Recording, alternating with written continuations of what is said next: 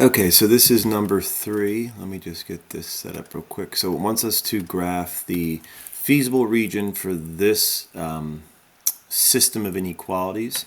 So this first one here, I'm going to graph in blue.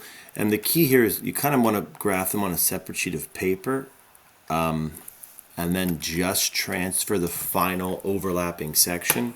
So I'm going to treat the answer here, the graph where you would put your answer as like my coordinate plane, but then I'll show you how to graph just the final answer. So this first one's going to be in blue. So when I have my lines written in standard form, I start by letting one of the variables equal 0. So I'll let y equal 0, which when I do that is going to end up giving me the x-intercept. So when I let y be 0, I get x equals 48. So that gives me the intercept 48, 0. Then I will let x be 0, and that should end up giving me the y-intercept. So if I plug in 0 for x, I get 6y equals 48, so y equals 8. So ideally, this would be longer, so I could fit 48, 0, but let's just figure out what the other intercepts are just to see how big I actually have to make it. So I will do the next one in red. So the same exact process, let y be 0. Whoops, not lay, let y be 0. So when I plug in 0 for y, I get 7x equals 70. So x equals 10. So I get the point 10, 0. And then when I let x be 0, I get 4y equals 70. And if I divide both sides by 4, I think that's 17 and a half. 70 divided by 4, 17 and a half. So I have the coordinate 0, 17.5. Okay, so you might need like graph paper or something to do this, and then just transfer the final answer. But it's gonna get a little messy. But I'm just gonna extend these axes so you can kind of see what's going on here, and then we'll just again graph the final solution. So this goes up. Whoops, I want to undo that. Go straight up like that. So if I graph them, again, my graph's not going to be probably drawn to scale, but you'll see what I mean at the end once we're all said and done. 0, 8, the blue line's going to go there, and 48, 0. I'm just going to put 48 somewhere way out here. This is 10, so 50 would even be further out, but let's just pretend this is 48, 0. So then I would connect those with a blue line. And it's solid because it's less than or equal to. And then you would test 0, 0 into that equation, which you would see that it would work. So I'm going to end up shading towards the origin. Now if we do it with the red equation, 10, 0 is going to be here. Oops, I want this to be red. And then 0, 17.5. Well, there's 10. I don't know. Put it all the way up here. That might be good. Connect them with a red line. So we get, I gotta be able to see them both in the same screen, I think. There we go. We get this. So, and then you test 0, 0. It will work. So you can see that this area here, the bottom two inequalities just mean we're in the first quadrant. So my feasible region is going to be this area. All right. So the only thing I have to do, I know what this point is. I know what this point is. I just have to figure out what that point is so I can graph my final quadratic. And that's the same as figuring out the solution to this system. So if I have x plus 6y, I don't care about the inequality anymore. I'm simply worried about the values of x and y that make both of these things true. Okay, you can solve them using substitution or elimination. It doesn't really matter. I think since I can get the first equation to be solved for x rather easily, I'm just going to use substitution. So if I subtract 6y in the first equation becomes x equals 48 minus 6y.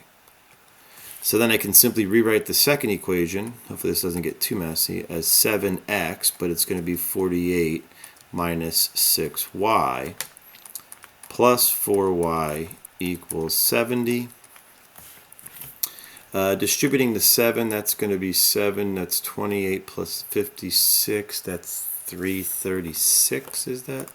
7 times 48, 336.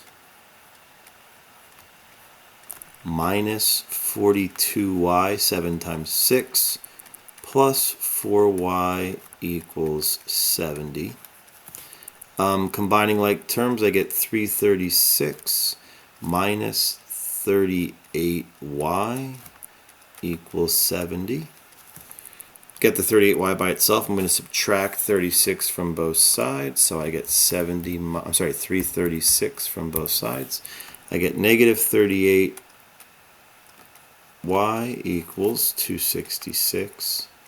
Hopefully this will divide out to be and this is negative.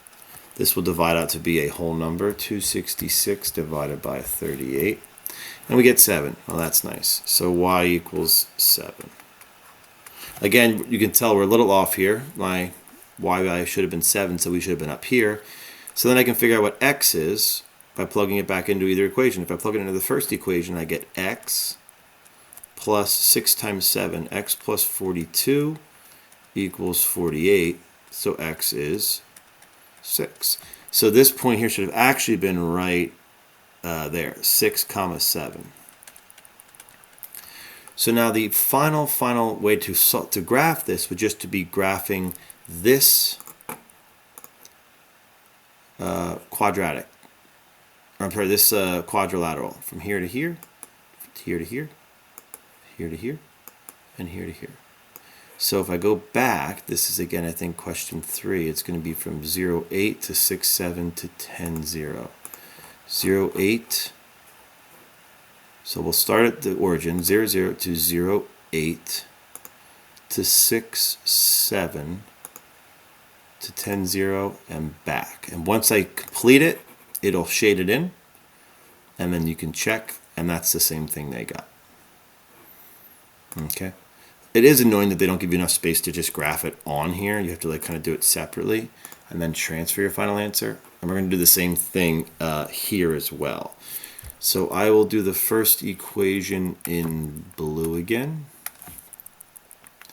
This is going to be blue, and the second equation will be red. Let's see. Hopefully we get some pretty answers here. Now look, when you just have x plus y equals something, it's really easy because when you let x be 0, just basically cover that up. I get y is 10. And then when y is 0, I cover that up and I get x is 10. So that's really nice. And 0, 0 will work, so that's going to be a point from 0, 10 to 10, 0 shaded towards the origin. And then the second one, not much harder. When x is 0, you get y is 4. Only difference here is now when y is 0, I have negative x equals 4 or x equals negative 4. And there's one more line, which we will graph in green, which is y is greater than or equal to 6. So this is going to be a horizontal line at y equals 6, and since it's greater than, we are going to be shading above. So if I combine all this into one graph, again, you're only graphing the final solution, so you're not going to be graphing all of the stuff we're graphing here. So the first thing I'll do is from, this is a thick line again, I guess I should do it the thin line. From 0, 10 to 10, 0, and we'll be shading towards the origin. This one will be from 0, 4 to negative 4, 0. So the x-intercept will be off to the left, so you can't see it, but it's a slope of 1. So if you notice that we're going through 0, 4, and we'll be going down, can't get there, to negative 4, comma 0. So look, like if I went down to positive 4 comma 0, that's a slope of negative 1. Down 1 over 1, down 1 over 1, down 1 over 1. But now if I go in this direction, it's going to be a slope of positive 1. So that's the same as extending the line this way. Okay, hopefully you can tell that if you follow this line and you keep going, this will cross at negative 4, 0. And then the last line is y equals 6. And it looks like that. So the feasible region is going to be everything below the blue, below the red, and above the green. So it's just this triangle. And here you can just tell what it is. This is going to be 2 comma 6. This is 4 comma 6. And this is 3 comma 7.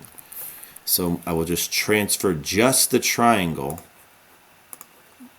to the feasible region. So this is this one. So if I go from, what was it again? 2 comma 6 to 4 comma 6 to 3 comma 7 and back. Now it didn't close it. Let's see. Let's try that again. Sometimes these can be very finicky. 2 comma 6. It's not snapping like the last one it was. 4 comma 6, 3 comma 7, and back. So I don't know if it will give you credit for that. I wish I could submit it, but that is the answer. So if you were to look at the solution, it might give you like a yellow box, but I would fix that after the fact. I don't know how else we could do that. Let me see if I can make it bigger if I hit Control plus. That might make it a little bit easier to do. So I said 2 comma 6, 4 comma 6.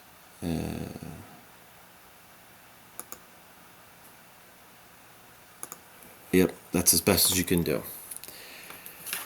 So that's really it. The tricky part is just to solve it off on a different piece of paper and to just transfer the final solution.